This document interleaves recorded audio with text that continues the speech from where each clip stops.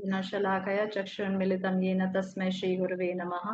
श्रीचैतन्यमनोभीष्टं स्थापितं येन भूतले स्वयं रूपा कदा मह्यं ददाति स्वपदान्तिकम्।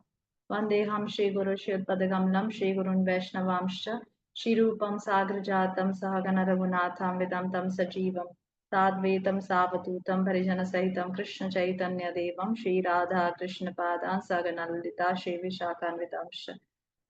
हे कृष्ण करुणा सिंधु दीन बंधु जगतपते गोपेश गोपकांत राधा कांत नमस्ते तप्त कांचन गौरंगी राधे वृंदावनेश्वरी ऋषभानुसुते देवी प्रणमामि हरिप्रिय वाञ्छा कल्पतरुभ्यश्च कृपा सिंधु वैव च पतितनां पावनेभ्यो वैष्णवेभ्यो नमो नमः। कृष्ण चैतन्य प्रभु नित्यानंद श्री अद्वैत गदाधर शिवासदि गौर भक्तवृंद हरे Krishna Krishna Krishna Hare Hare Hare Ram Ram Ram Hare Hare. Hare Krishna. Welcome to the class. Thank you for joining.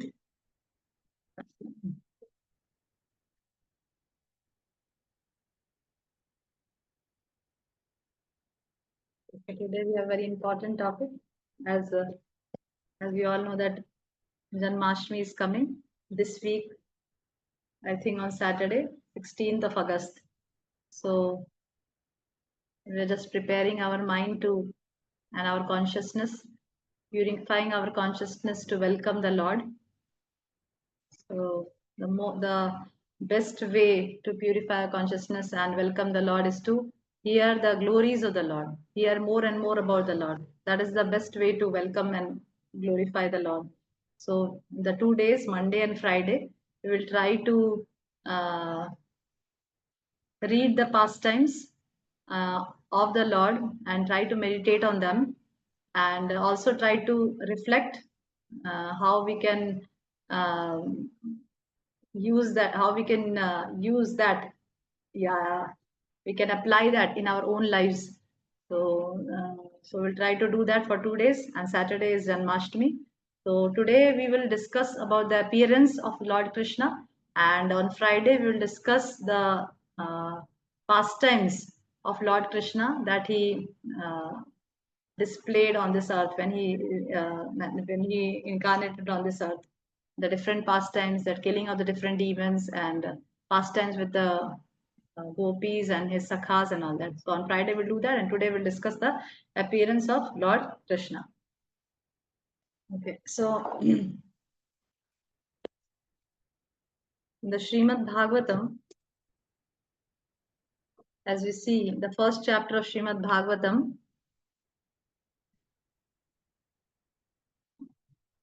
started with Sutta Goswami arriving at Naimisharanya, where all the sages have assembled to do yagya or sacrifices for 1000 years. So at that time, when all the sages headed by Shaunak Rishi assembled in Naimisharanya, Sutta Goswami arrived there. This is how Srimad Bhagavatam starts. Okay, this is how the story starts.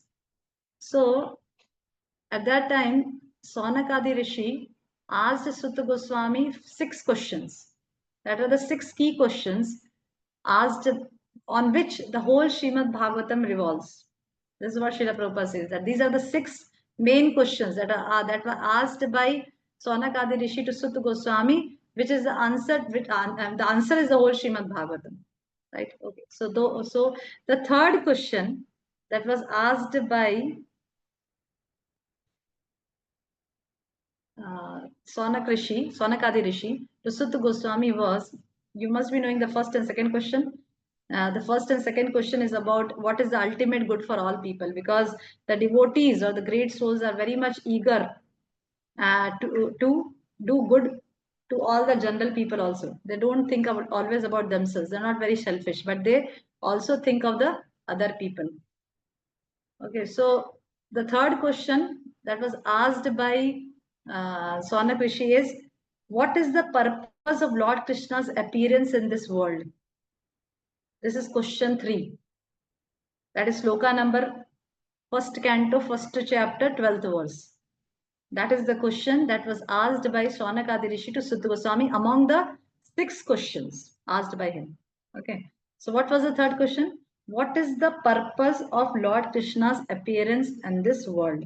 That was the question. And this question's answer was replied by Sutta Goswami in the first canto, second chapter, in the 34th verse. What did he say?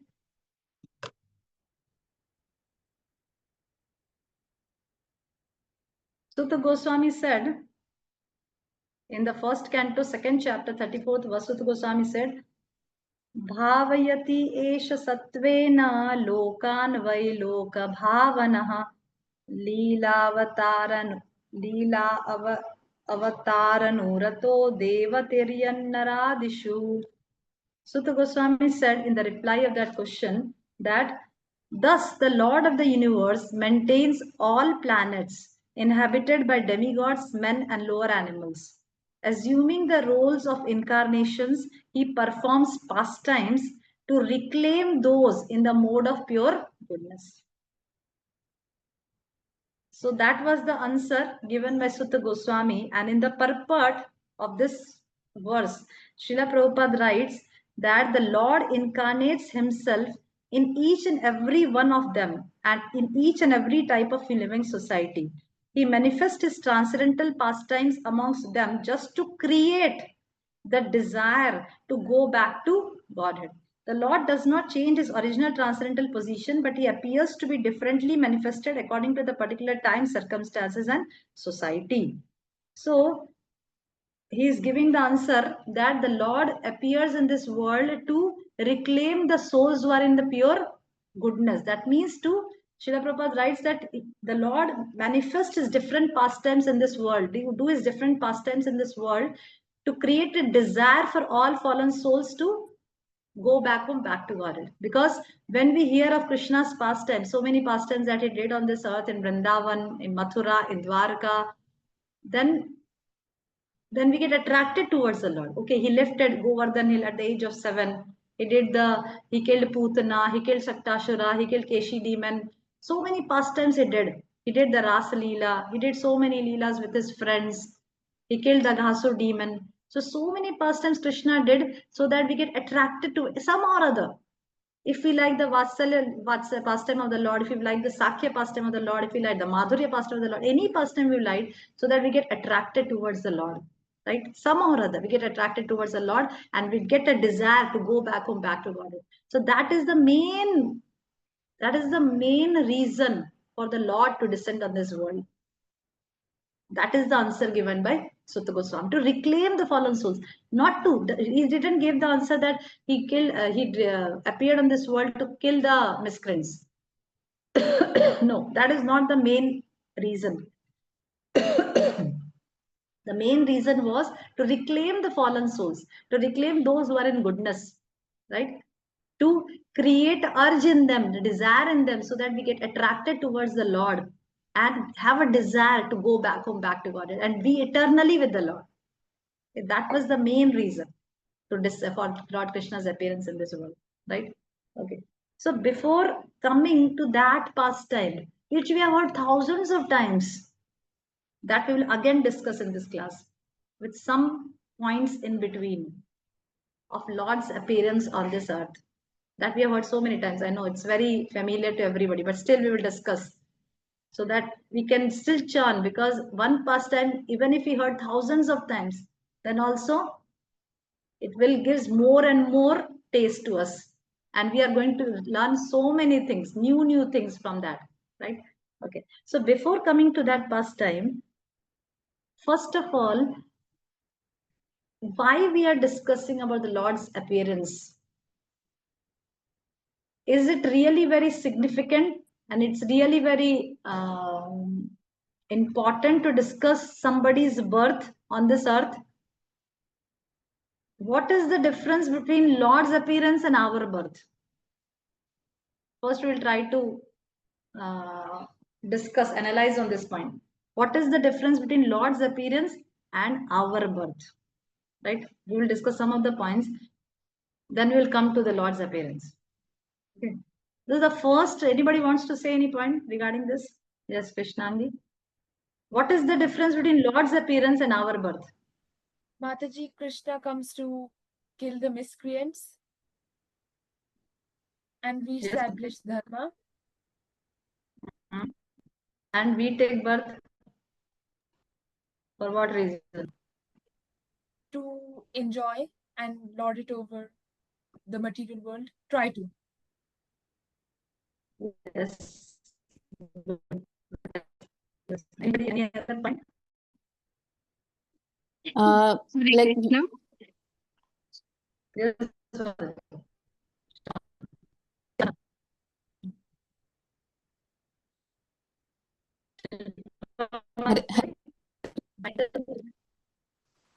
Yes, yes, yes. So our birth is the outcome of the karmas which we have done, and Lord is not affected by the karma. He just come to, as we have just discussed, to have. Hello.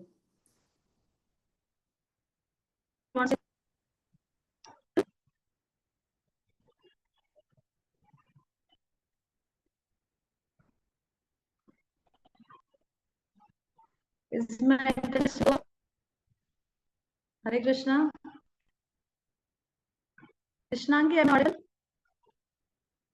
My voice Yes, is clear. Yes. So Shani Mother, you want to say something? Yeah, I wanted to say like Okay, sure. our birth is like it's because of our karma and the based on the Prakriti's Triguna's law, and Lord is above this Triguna of the Prakriti. So he just comes for because he loves us, and he wants us to have that desire to come to him. Yes, yes, yes, yes, yes, very good. Yes. Okay. Yes, Shilpa Mataji, you want to say something? Shilpa Mataji, आपकी आवाज नहीं आई थी इस समय.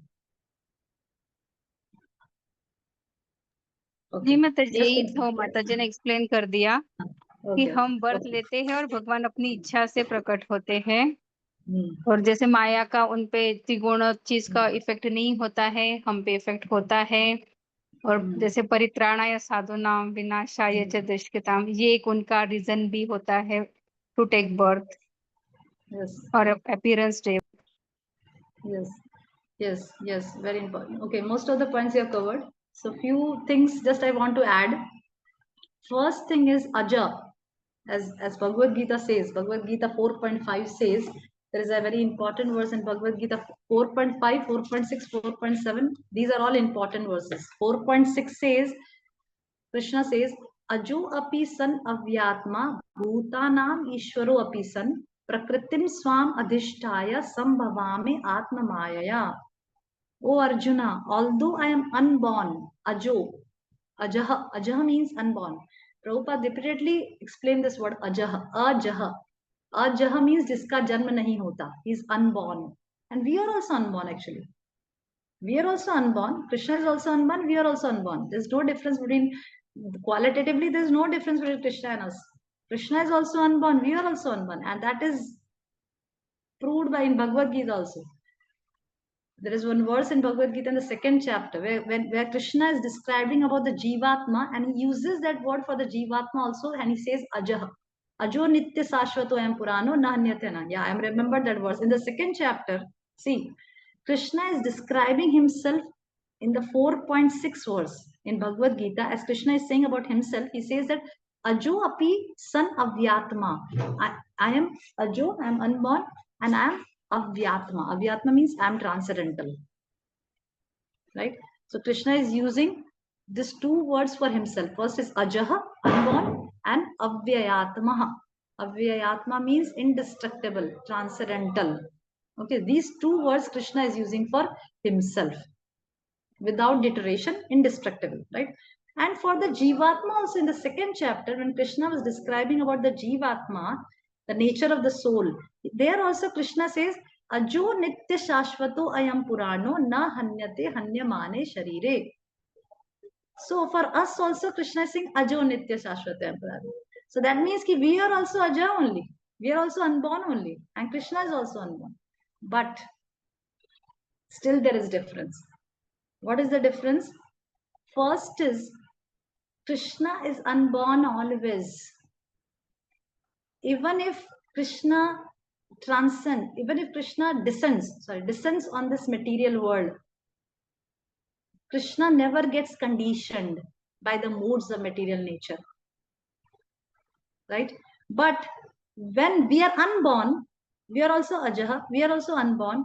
But when we take birth in this material world, we get conditioned by the body that we have acquired. Right? For example, if we take birth in a dog's body, then we start making bhaw, bhaw, bhaw, bhaw. If we take birth in a cat's body, then we start making a noise, meow, meow, meow, right? And if we have taken birth in a female, if we have assumed a female body, taken a birth in a female body, then we have a different sweet voice, different features, right? So like that, and we have a different mentality. A dog is a different mentality. A cat has a different mentality. Cat makes a different noise. Cat is more inclined to drink milk. Dog is more inclined for something else. So everybody, depending upon the soul that has acquired that body, depending upon the body he has acquired, he is conditioned by that body. Right? Am I right, Krishnangi? Yes? Yes, Mataji, very right. Yes, but the Lord, even though he has taken the form of a fish, he has taken the form of a tortoise, fish as a Matsya avatar, tortoise as a Kurma avatar, Varaha as a pig, that means hog avatar. But still, does the Lord get conditioned by that body? No. No. That is the difference. We get conditioned by the body we acquire, but the Lord never get conditioned by He is always transcendental. Even if the Lord assumes the body of a fish, He assumes the body of a tortoise in the Kurma avatar, as a hog in the Varaha avatar, any form He acquires, as a nourishing avatar, half lion, half man, but still He never get conditioned by that body. He is always transcendental. Even if he is small, He can kill Shaktashura, he can kill the demon Shaktashura. Even if there is no difference between the Lord taking the form of a Lord being in a child's body or a Lord being in a youth's body. He is always transcendental. But in our case, it's not like that. We are ajaha, we are unborn, but still when we assume a body because of his previous karma, we get a body because of our previous karma. So first point is, both of us are unborn. The Lord is unborn, we are also unborn, but we assume our body based on our previous karma.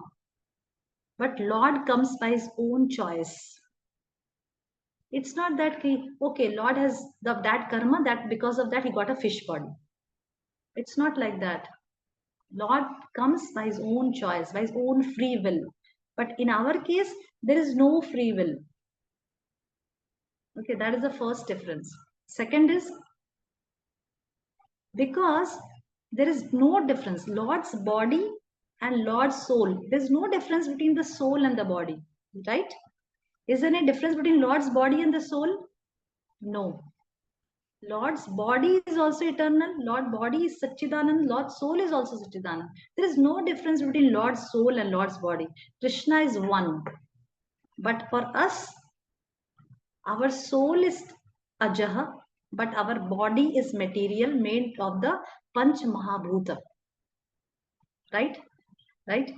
Right? So that is the second difference. Third difference is because we keep our soul, that is ajaha, because I'm going to ask at the end of the class. So please take the points. Because we acquire a body, right? And we keep on changing the body at the time of death. Because of that, we cannot remember our past. We forget our past. Even we forget our birth, how we took birth. That also we forget. But because there's no difference between Lord's body and Lord's soul, Krishna is always eternal. So we always remember the past, present, and future. right? Krishna remembers everything, our past, our present, our future. Krishna knows everything because there is no difference between, he never takes birth. He's always Ajaha, he's unborn. But in our case, we keep on changing bodies, right? That is another difference. Fourth is, Krishna, when Krishna appears in this world, he has a reason to appear. He can also appear by his own will. If there is no reason, then also he can appear. But there is a reason. What? That he appears to protect the devotees and kill the miscreants. But for us, we are forced to acquire a body. It's not our will. अगर हमारी will चले तो हम तो एक सुंदर स्त्री का फॉर्म लें. कौन चाहेगा कि गंदे से दिखे? Everybody wants to be a Miss Universe. Who don't want to be a Miss Universe? Everybody wants to be Miss Universe. Can there be any person? Can there be any Mataji who likes to be ugly? Who don't like to be beautiful? I don't think there is any Mataji who don't like to be beautiful. Everybody wants to be beautiful, but because of our past karma, we are forced to acquire a body that may be black, that may be ugly, that may be beautiful, right?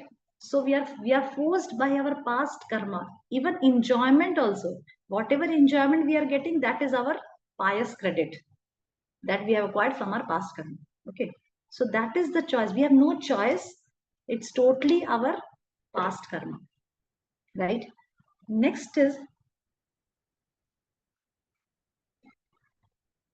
Krishna chooses when, where, and how he is going to take birth, but there is no choice for us. That is also just an additional point, that Krishna chooses when, where, and how to take birth, but there is for us, we are forced to do that. Okay, so these are some of the points that makes a difference between our birth and Krishna's birth. Okay, and last but not the least, that when we discuss Krishna's pastime, when we discuss Krishna's appearance, when we discuss Krishna's birthday, we get free from our karma and we transcend from this world. We go back to Godhead. But does it happen if we discuss our birthday? No. If we discuss our birthday, how I enjoyed my birthday, if I start my class and if I give the topic, okay, how I celebrated my birthday, I think nobody is going to join the class. Because what is the interest how Mataji celebrated the birthday? It's useless. It's meaningless for us how Mataji celebrated, right? So there is no meaning for us to celebrate because we are from time immemorial, we have celebrated our birthdays. But still we are in this material world. Why? Because we are not discussing the Lord's birthday. That's why we are here in this material world. If we start discussing the Lord's birthday, if we start discussing the Lord's activities, always, constantly, if we start discussing that, if we use our tongue to discuss the Lord's activities and stop discussing about others' activities, about what the other people are doing, what I did the whole day, then definitely we will transcend this material world. But the problem is we find more taste in discussing others' activities, others' work, others' deeds, and ours more than the Lord's activities and Lord pastimes.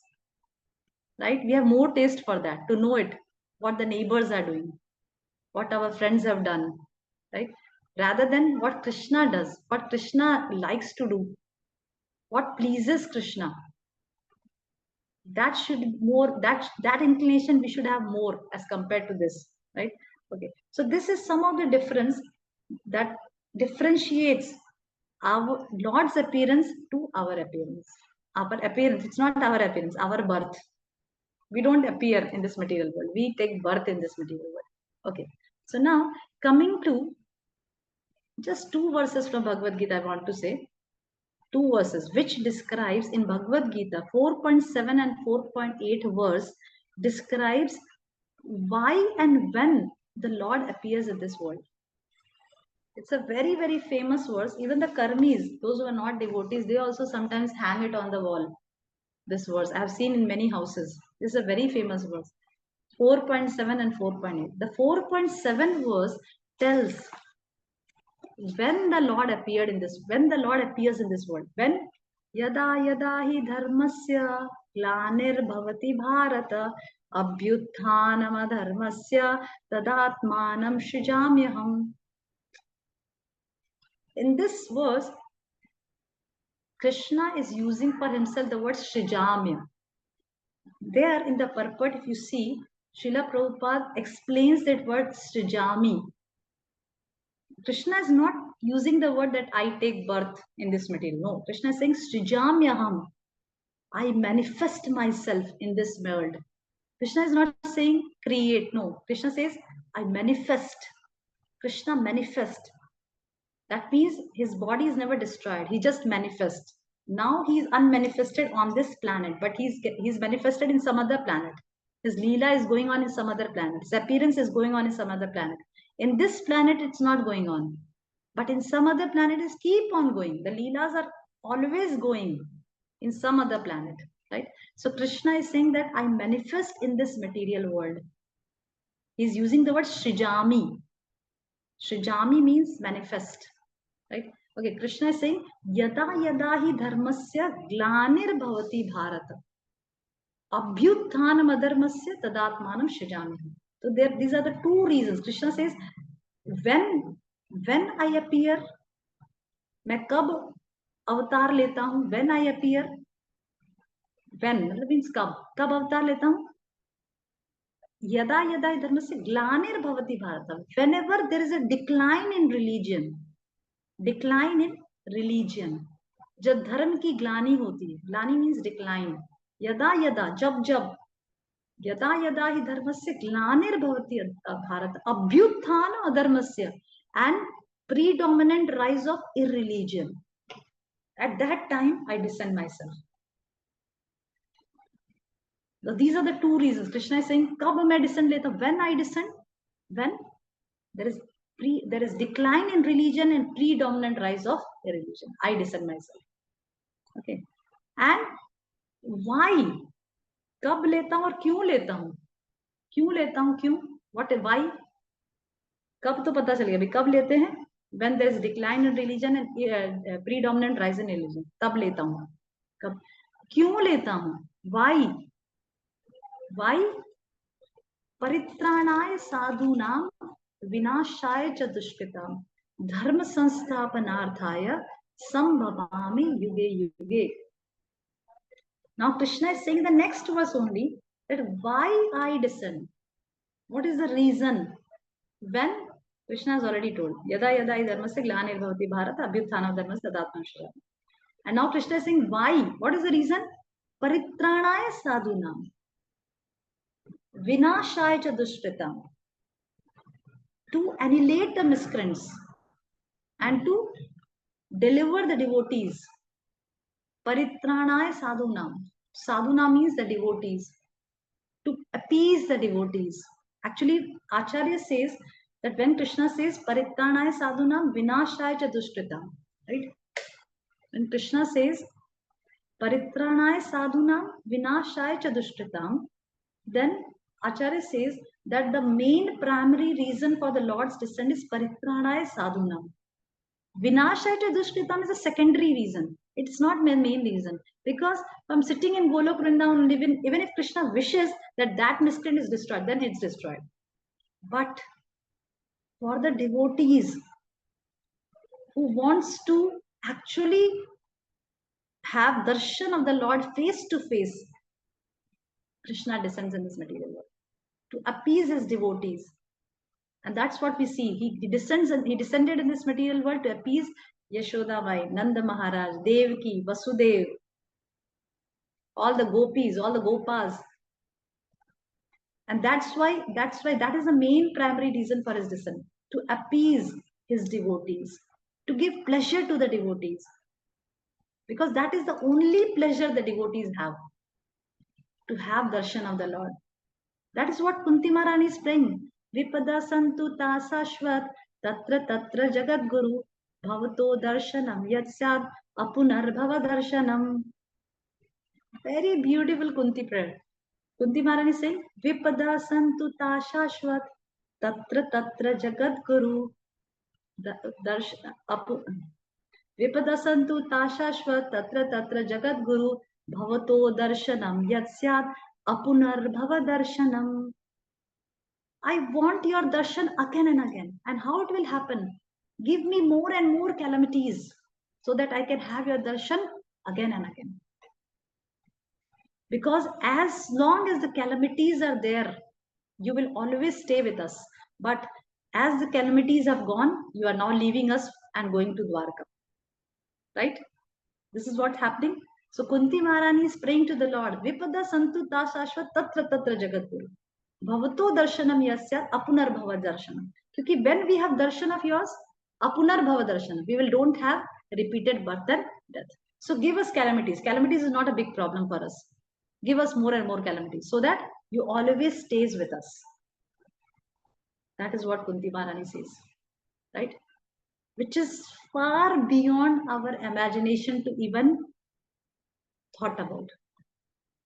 Can we ever pray to the Lord, Vipada santu ta shashvat tatra tatra jagat guru? Do we have that caliber to just pray to the Lord that, okay, give me more difficulties, give me more difficulties? No. Whenever we go to the Lord, we always pray, please remove all the difficulties. Whatever difficulties comes in our life, please remove that. Save us from all the difficulties, right? Am I right? Yes? Okay, so Kunti Maharani says like that because for the devotees, darshan is more important. For the devotees, difficulties are not a big thing, right? Because for them, difficulties are not at all difficulties now. They have transcended above the difficulties. For example, when we fly in an airplane, are we bound with the red light and the green light signal that is on the road to follow? No. We are not bound with the red and the green light and the yellow light signal that is on the road because we have transcended that signal. We are flying in an airplane. Okay. Similarly, when a person is totally on the transcendental platform, these difficulties, these calamities mean nothing to them. It's meaningless to them. Okay. Okay, so this is the thing. So Krishna is giving in these two verses when I descend and why I descend in this material world. These are some of the reasons. Paritranaya sadhunam vinashaya cha dushkritam dharma sansthapanarthaya. To re-establish the religious principles as we see in the Mahabharata. Because one of the reason why the Lord descends is to re-establish religion, re-establish the principles of religion, to dharma sanstapana, dharma ki stapana karne ke liye the Lord descends. And just one more thing I want to add in this, whatever the reason for which the Lord descends, the same reason is also for the devotees. Whatever the cause is there for the Lord to descend, the same cause, the devotees also share the same cause and the same feelings as the Lord has. Understood? For example, when the Lord has the mission to re-establish the principles of a religion, then the devotees also share the same mission as the Lord. For example, Arjuna. For example, Bhishma Pitama. Why do you think Bhishma Pitama took part in the adharma side? Why did he took part in the adharma side? Because the reason is given, so many reasons are given, but one of the reasons I want to share, that he wants to show to the Lord, he wants to display, he wants to show to the world that if somebody, the guru or the grandfather or somebody has taken part in the adharma side, then also he will be annihilated or destroyed if the Lord wishes. right? See, Bhishma Pitama taking part in the adharma side is irrelevant actually. Why? Because Bhishma Pitama is a pure devotee of the Lord. He is just assisting in the Lord's Leela. That's all. He knows it very well that the mission of the Lord is to re-establish the principles of religion. And in that he is assisting. That's all. It doesn't make any difference for Bhishma Pitama whether he be in Kaurava side or in the Pandava side. He is anyway Mahajan. And he has the same mission as the Lord. He is just assisting the Lord in the Lord's mission. That's all. That's why when he was about to leave the body, the Lord came in front of him to give darshan. Right? That's what we read in Srimad Bhagavatam. And Bhishma Pitama recited that wonderful Bhishma Stuti. Iti mati rupa kalpita vitreshna bhagavati satvata pungave vibhuvni swasukamupagate kvachid dehartum prakritimupeyushi yadbhava pravaha. So can you think of somebody taking part in the adharma side and reciting such beautiful prayers which are there in Srimad Bhagavatam? Can it happen? Yes, it can never happen. If somebody is taken in, कोई अधर्म के side युद्ध कर रहा है और इसकी इतनी सुंदर स्तुति at the time when he's about to leave the body, Krishna is standing in front of him and he's reciting prayers, that Bhishma Stuti, which is there in Srimad Bhagavatam. So this is all the pastimes of the Lord. Because Bhishma being a Mahajan, his consciousness is never demonic. His consciousness is always Krishna conscious 24 hours a day. Right? Okay. So these are the reasons. First is to appease the devotees, to annihilate the miscreants, and to re-establish the principles of religion. These are the three reasons that is given in Bhagavad Gita 4.8. Okay. Okay. So now coming to the Leela, coming to the pastimes of the Lord's appearance that we see in Srimad Bhagavatam 10th canto. Okay. So this is a very beautiful pastime and it's very familiar to everybody that once what happened that Mother Earth, Bhumi Devi, being overburdened by the demoniac forces, she took the form of a cow and she approached Lord Brahma. And then she prayed to Lord Brahma with folded hands and said that, please free me from this calamity, this burden, and do something. Then Brahma took her and the other demigods to the shore of the milk ocean and chanted the Purusha Shukta prayers to appease Lord Vishnu. At that time, Vishnu doesn't appear in front of Lord Brahma. Vishnu transmitted a message on his heart. Vishnu does not stand in front of Lord Brahma. He just transmitted a message in the heart of Lord Brahma that, okay, I am going to descend on this earth and soon I am going to descend on this earth to free the earth from this burden of the demonic forces. And at the same time, he gave message to Lord Brahma that tell the demigods to appear in the Yadu dynasty to assist me in the pastime. Okay, so this is how the scene started. Then here another scene, Kamsha, who is the son of the son of the Bhoja king. What is the name of his father? Kamsha's father? Huh? Ugrasen. Yes, Ugrasen. And what is the name of Vasudev's father?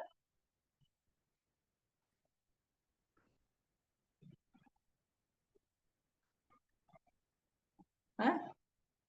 Same like Ugrasen. What is the name of Vasudev's father? Yes. Yes, Krishna Parayani Mataji. Yes, Krishna Parayani Mataji. Vasudev's father. Surasen. Kamsa's father Ugrasen, Vasudev's father Surasen. Okay. So Kamsa, the son of the Bhoja king Ugrasena. Once he was lovingly driving the chariot of his newly wedded sister Devaki, because it was the custom at that time, and now also it's a custom, that when the sister gets married, somebody from the sister side, somebody from the girl side should accompany.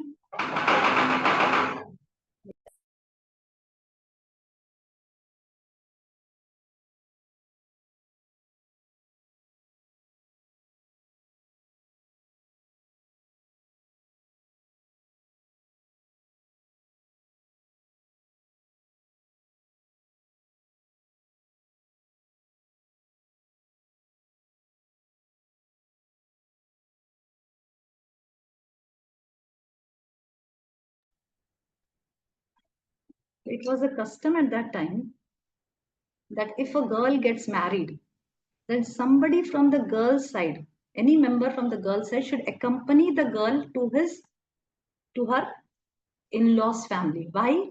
Why it was the custom?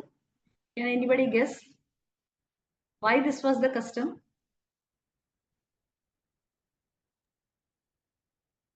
Just guess. I'm not saying that give the correct answer. Just guess why. For comfort of girl who is getting married. Yes, very good. So that the girl feels comfortable, because she doesn't know anybody in the in-laws family. There was no WhatsApp, no chit chat, no photo, like photos are clicked and then sent to the girl. No, nothing like that. The girl doesn't know anybody in the in-laws family. She doesn't know. She is very new to the in-laws family. She doesn't know his father-in-law, the mother-in-law, sister-in-law, nothing. Nobody she knows. Everybody is new to the girl. So she feels comfortable. She don't get fearful seeing all the new members of the family. So what is the custom? That somebody from the girl family accompany her to the in-laws family. So this is how the custom goes. So that's why Kamsha was driving, even though he's the son of the Bhoja king Ugrasena, and Devaki was a sister, not real sister. Actually, Devaki was not a real sister, but she was not the real sister. She is actually the daughter of Kunti Bhoja, and something like that. I don't remember exactly the father's name, but she was given to Ugrasena, but she was not the real sister. But still, because she was given to Ugrasena, that's why Kamsha was his brother and Devaki was his sister. But they were not real sister and brothers. Okay, so somehow or other, okay, the feeling will be there, na? Some lovingly feeling must be there for the sister. So Kamsha was driving the chariot of Devaki and Vasudev, who were newly married at that time, and Vasudev was going to his own house. On the way, suddenly a celestial voice came, and it warned Kamsa that, "Oh Kamsa, you're such a fool. The eighth child of this woman will kill you. The eighth child of your sister will kill you. You're such a fool, and you are driving the chariot of your sister so happily. You are a fool." So when Kamsa, as soon as Kamsa, see the difference, how the demons behave. See the difference, how the demons behave. As soon as Kamsa heard this celestial voice, not even confirming that is it correct or not, just as soon as he heard the voice, his whole mood changed. All the loving feelings, all the affection, everything changed. And he just took out a sword to chop off Devaki's head. See how the change in the whole mood happened. There, Srila Prabhupada writes that those who are demoniac in nature, they are very selfish, greedy, and heartless. And we can see this in the real present day society as well, right? In the present day society also we can see all these things. A husband killing the wife. Just few months before, I think, during my vacations, I heard one news. It was on the front line in the newspaper. One newly married couple went for honeymoon to some hill station, and it was pre-planned by the wife that she is going to kill her husband there, and she planned in a very tactful way, and that woman, newly married, she killed her husband in that trip. This is not something that, okay, ye to kabhi nahi hota. No, we can very well see this in front of our eyes. In the present day society, we can see all these things. That those who are demonic in nature, they can go to any extent. They can kill their husband, they can kill their wife, they can kill their sons, their daughters. Can't we see this in Srimad Bhagavatam in 7th canto? Famous story. What is that story?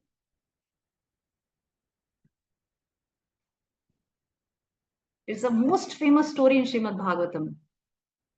We can see that how demons can go to an extent. Prahlad Yes. Maharaj. Yes. Yes. Very good. Hiranyakashipu killing his own son. Can you imagine killing our own son? Can somebody kill his own son? Can we do that ever? Yes, Shalini Mataji, can we do that? Okay, Shalini left. Okay, can we do that ever? Can we think of killing our sons, our daughters ever for any interest? No, we can't think of that. But demons can think that. Those are very asuric in nature. They can think that. And that's what we can see in Srimad Bhagavatam.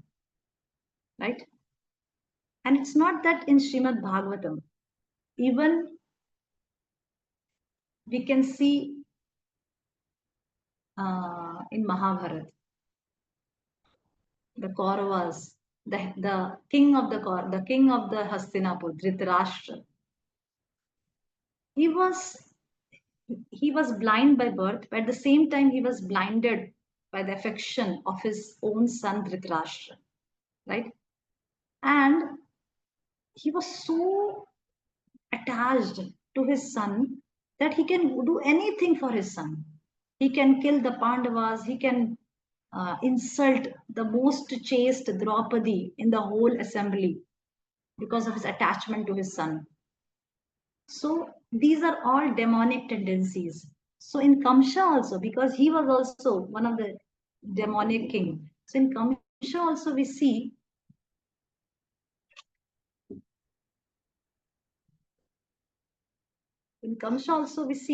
that first of all, he was very affectionate to his sister Devi, and he was lovingly, happily taking his sister to Vasudev's house, right? But as soon as he heard that celestial voice, okay, the eighth child of your sister is going to kill you, immediately his mood changed. All affection gone, everything gone, and took out the sword and just about to chop off Devki's head, right? But Vasudev didn't lose his patience. He still tried, even though Vasudev very well knew that it's very difficult to convince Kamsha because he was very stubborn. But still, a devotee is always positive in his attitude. He's always hopeful that things will change. Right? So he started trying to convince Kamsha. Vasudev started trying to convince Kamsha that don't kill Devaki. What did Vasudev say? Vasudev stopped Kamsha and tried to pacify him with all the logic, all the philosophy he used at that time. Right?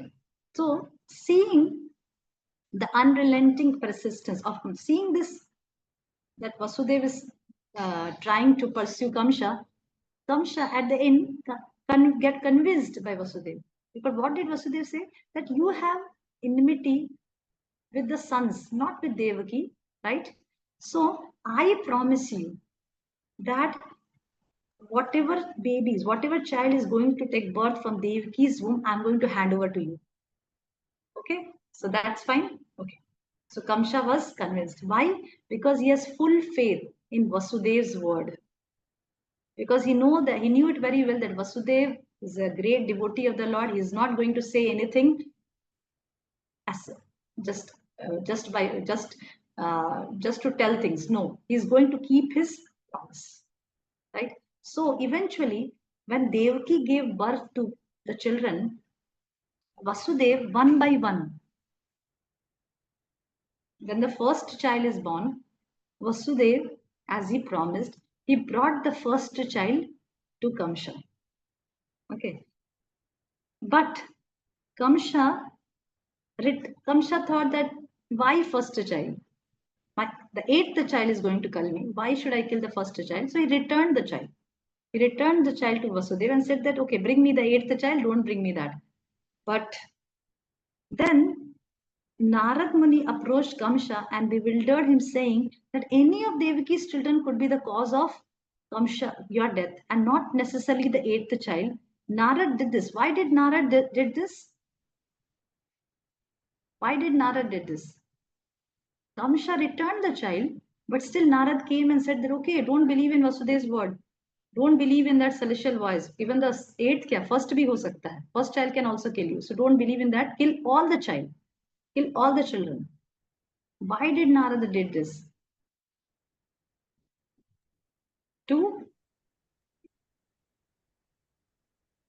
Is it because they got cursed, Mataji? The children, the six children.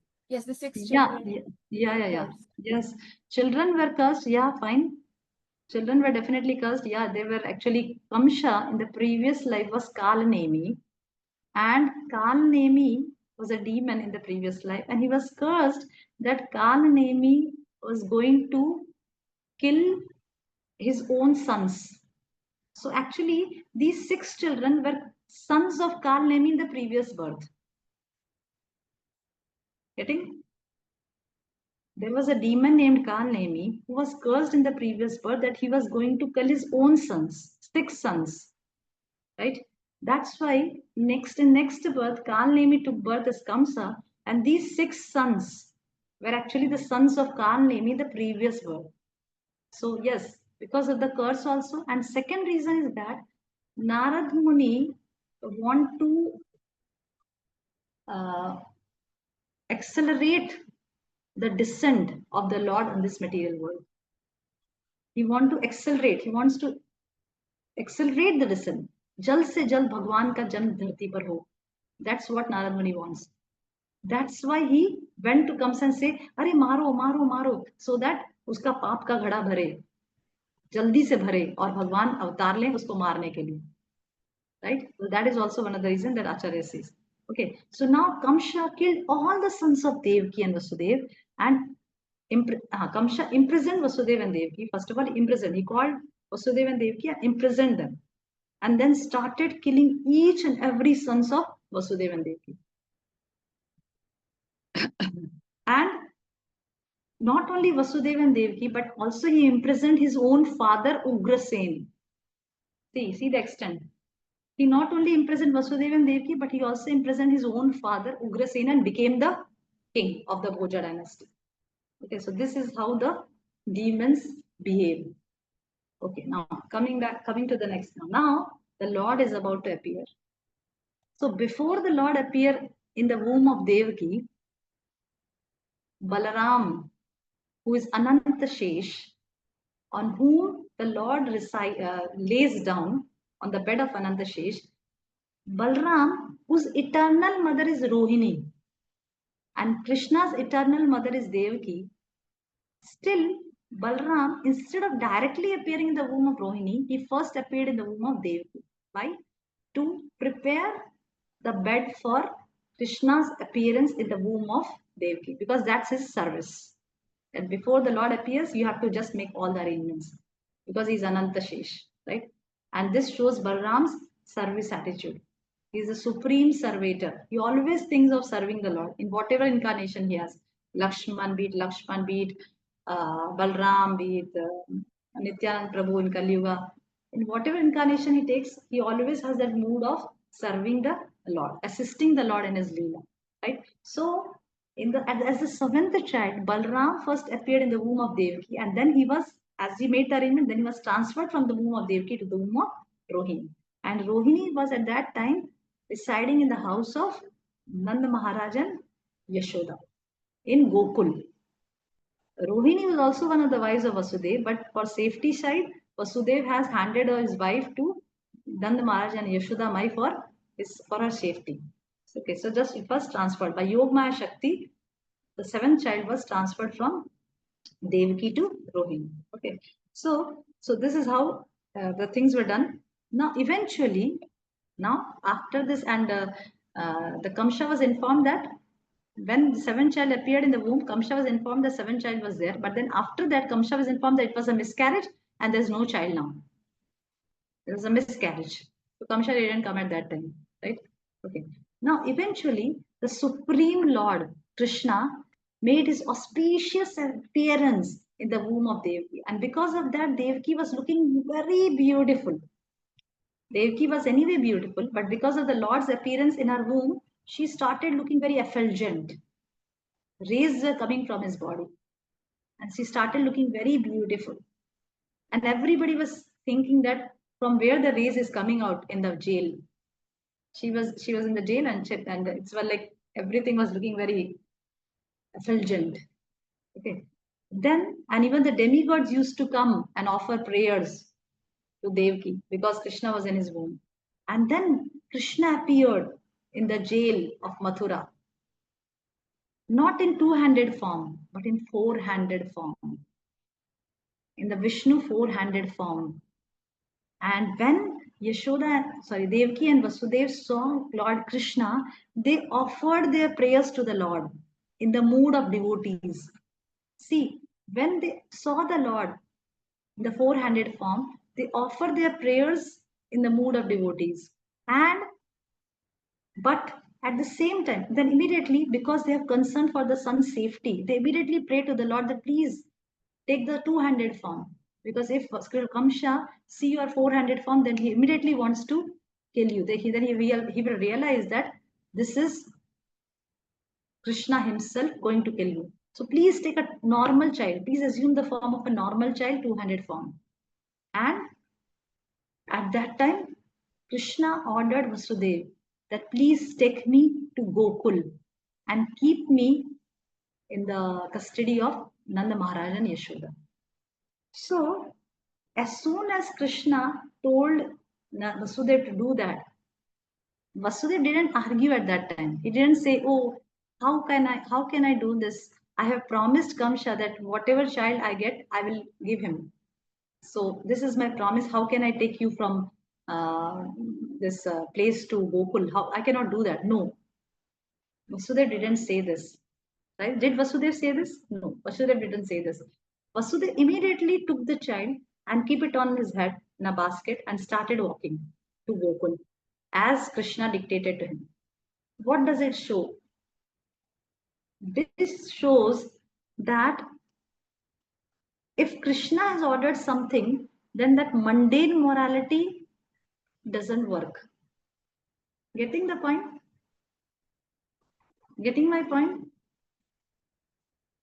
If Krishna wishes something, for example, in the battlefield of Kurukshetra, Arjuna said that I don't want to fight because there is my grandfather, there is my teachers. I don't want to fight because it's against my principles. But then, what is the will of Krishna? You should fight. So when Krishna wishes to do something that is above all mundane morality, right? Okay, here Krishna desires that please take me to Gokul. Please take me to Gokul from this place. Then Vasudev immediately took him to Gokul because that was Krishna's desire. At that time, Vasudev didn't argue anything. Didn't argue with Krishna that, okay, how can I keep my promise? I have promised Kamsha to give each and every of my child. No, he didn't say anything. Right? Okay. As in Shastras also, we see so many examples regarding this. For example, Hanuman burning Lanka. Then Hanuman, one more example. It's a very relevant example. Hanuman searching for Sita. If you have read in Ramayana, Hanuman searching for Sita, yeah, it's a very nice description. How Hanuman, being a brahmachari, despite being a brahmachari, he has to go to the palaces of ladies. Despite the brahmacharis are not allowed to go to the inner chambers of where the ladies reside, right? But still, Hanuman, because his service has been given to find out Sita, still he has to, despite being a brahmachari, he has to go to their palaces, inside the palaces, in a, assume a very short form, short shape. And Hanuman had to do that, which is against mundane morality, right? But because it was the order of Lord Ram, because it was the order of Lord Ram, he has to do that service as a service. That he has to go to each and every inner chambers of the queens to search for Sita. And when he went inside the chambers of Ravana, he saw Mandodari. And at that time, he was confused whether she was Sita because she was also very chaste. But then he thought that how can Sita lying on the bed of Ravana so nicely? No, it's not possible. So she must not be Sita Devi because of that. Okay, so this is how we can see so many examples in Shastras where transcendental morality surpasses mundane morality. Getting the point, Krishna? Getting? Okay. Yes, Others are Mataji. getting? Kamila Mataji, getting? Kushmita, Shilpa Mataji? Okay, I hope you are getting. Okay, so, Yes, so Mataji. next, Ben. Getting, Mataji, what I want to say? Oh, yes, Mataji. Yes. Okay. Okay, so now, by the will of the Lord, all the doorkeepers of the prison house, the prison cell, fell asleep, and they gave a way for the Lord to come out. And when Vasudev went out, he carried the baby Krishna. River Yamuna also parted and gave the way. And at Gokula, he entered the palace of Nanda Maharaj and kept baby Krishna next to sleeping Yashoda and took her newborn daughter, returning back to Kamsa's prison all the dead of the night. Right? So instead he kept Krishna beside Yashoda, and at that time only Yashoda's daughter was born. So he took the daughter and kept Krishna beside Yashoda and took the daughter away. Okay, so all this happened. Exchange of the children. Okay, so upon learning, then as Kamsha got the news that the 8th child is born, he immediately arrived there at the prison. He immediately arrived, and then he ruthlessly tried to smash the baby girl on a stone slab. He took the baby child, the baby girl, and tried to smash it on the stone slab. But despite this, Devaki was pleading that don't do that. It's not a son. It's not a son. She's a baby girl. She will not harm you anyway. But still, Kamsha, he was so adamant. He says no. Even though he's a baby girl, I'm going to smash him. I'm going to kill him. Right? The child, however, slipped, but the baby child, just slipped from his hand, and then appeared in the sky with 8 arms, holding celestial weapons. She says that I am Yog Maya herself, and she rebuked Kamsha and said that what is the use of killing me? The Lord who is going to kill you has already appeared. So when Kamsha heard this, he was devastated. And then after that, he released Devaki and Vasudev from the jail. And Devaki and Vasudev were so forgiving and so compassionate that they just forgive. They forgive Kamsha for all his acts, for all his merciless acts, the ruthless acts, for all the rude behavior, for all the harsh behavior that he has done. And they forgive Kamsha and just went out of the jail and just went to their homes. Okay. So this is how the devotees, see the devotees' nature and the demon's nature. The devotees are so compassionate.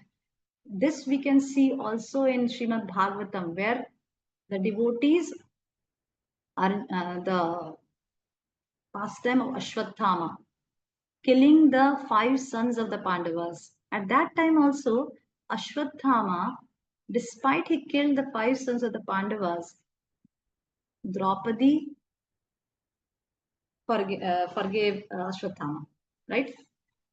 She didn't want to punish Ashwatthama. So this is the forgiving nature of a devotee. Okay, so Kamsa's mind was already polluted, so he started searching for the children, for the child who is born at that time, and with all his evil plans started to kill all the children who were born at that time. So this is how Kamsa started his atrocities towards the brahmanas, towards the devotees, to all the children, and started sending demons to different places to kill the children. And from there, the Krishna's Leela starts. Okay, so this is we'll take in the next class. All the few pastimes we'll discuss of killing the Putana demon, killing Trinavarta, Shaktashura. Few of the pastimes we'll discuss in the next class. Any questions? Any comments?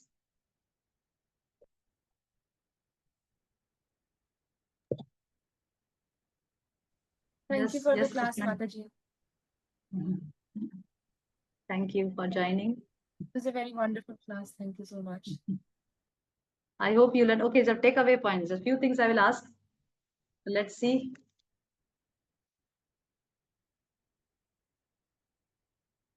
Okay, just give me 2 points for what is the difference between us and the Lord appearance. Just give me 2 points. Yes. Anybody? Yes. Yes, Krishna, you tell. Well, Mataji, the Lord's soul and the Lord's body are both eternal, but our body is perishable, even though our soul is eternal. Yes. And anybody else? Very good point. Anybody else from the class?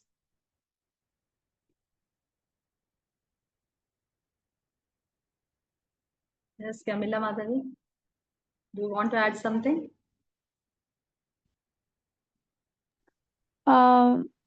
I am not sure if you made this point in the class, Mataji. I was not attentive that part. But could we say that we appear in this world because of our karma, but Lord, He appears not because of karma.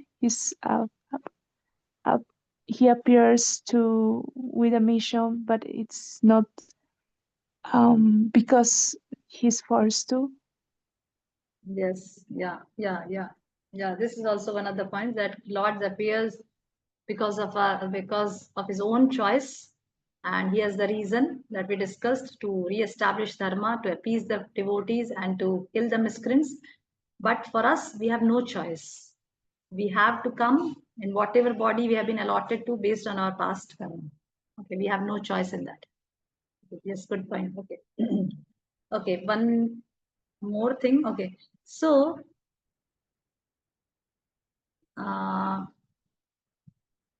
okay, this I didn't discuss in the class.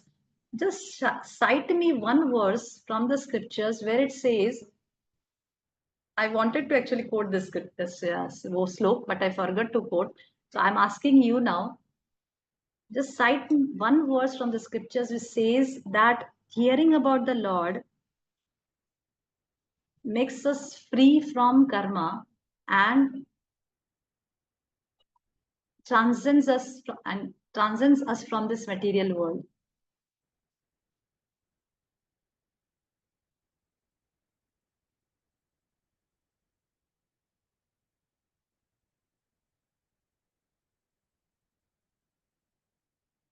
Just one verse from any of the scriptures, Bhagavad Gita, Srimad Bhagavatam, that says that hearing about the Lord frees us from this suffering, from the miseries of this material world, free us from the miseries of this material world, and transcends us from this material world.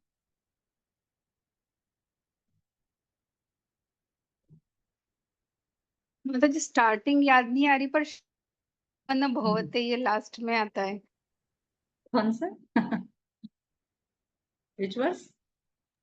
पुनर्जन्म न भवते, starting याद नहीं आ रही है शायद. अच्छा, Bhagavad Gita. Okay, so this is your homework. This is your homework. Just find out one verse from anywhere, from Bhagavad Gita, from Bhagavatam, or from Chaitanya Charitamrita, that says this one. Okay. Okay. So last thing I'm going to ask. Okay. So when Kamsa was about to kill Devaki, what we learned from that? What lesson we learned from that?